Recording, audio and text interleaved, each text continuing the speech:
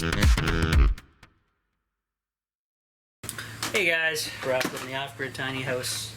Got a couple packages here. Let's open them up.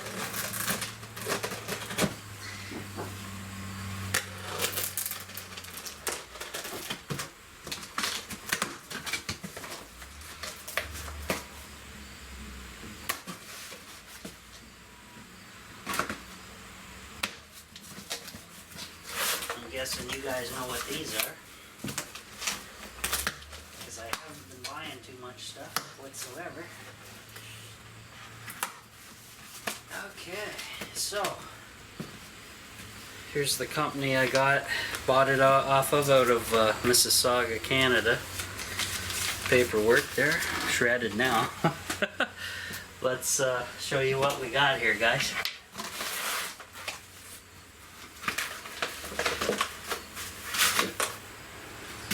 Okay. Lithium, iron, phosphate, user manual. I'll check that in a minute. I don't think the last time I had one of those. Oh, the size is, they dropped the size on these quite a bit. So I better make sure they sent me 100 amp hour, not 50. Yep, 100 amp hour. Sweet. Made in China, like everything. So these got the threaded nuts, and they have a compartment in the front here. I'll show you the, whoa, Jesus, almost lost the battery. This rope thing came off the hooks while I'm trying to show you the faceplate here.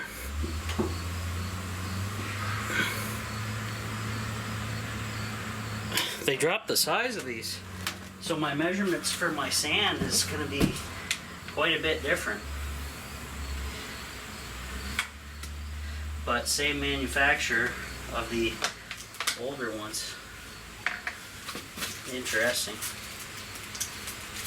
So this one is fully charged. 13.3 volts, 89%, 20 degrees Celsius. I was gonna charge it up, but apparently that's a no-no right now. So we'll put these threaded knobbies in here.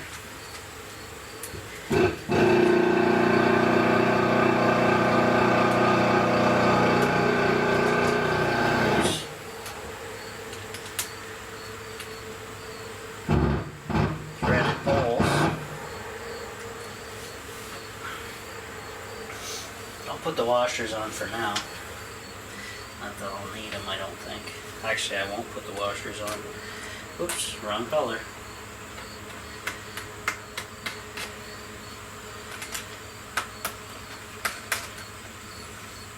Okay, so we'll save these washers.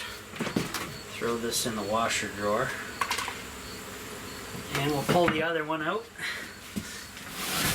So the size of these have come down, guys, substantially. Let me tilt the camera a bit more. I'll do a comparison to the old one. So that means my measurements are totally off now on the battery box. I could have made the battery box a lot smaller. Oh my.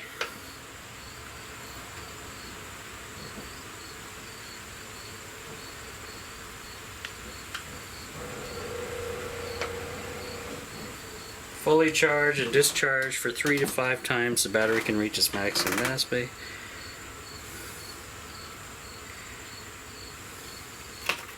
Okay, more manual. Let's pull this pulling brother out of here. 13.2 charged at. Very cool.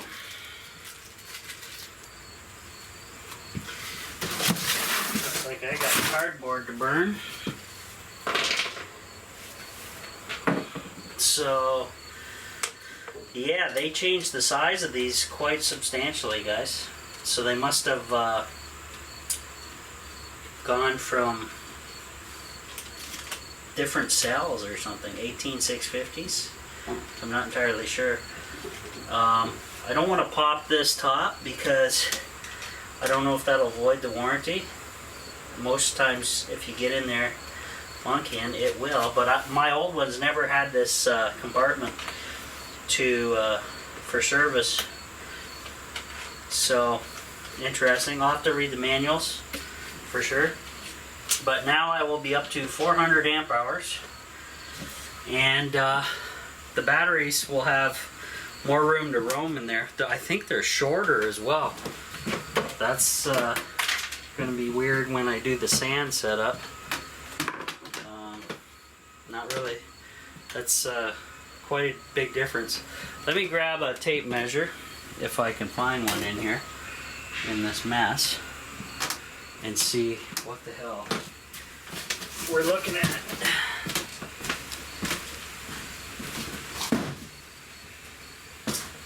Tape measure, where are you?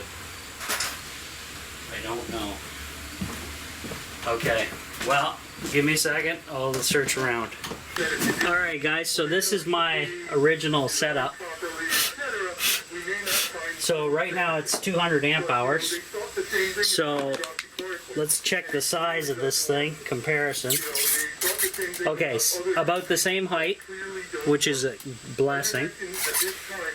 The battery is only about 3/4 the size of 3/4 of the size here. So that's interesting. Same labels and everything like that. I'm just wondering, they must have found a way to make stuff smaller. I'm not entirely sure how they did that, but it should still work. These terminal heads are larger on my older one than these baby terminals here, which is kind of weird, but whatever. I think what I'll do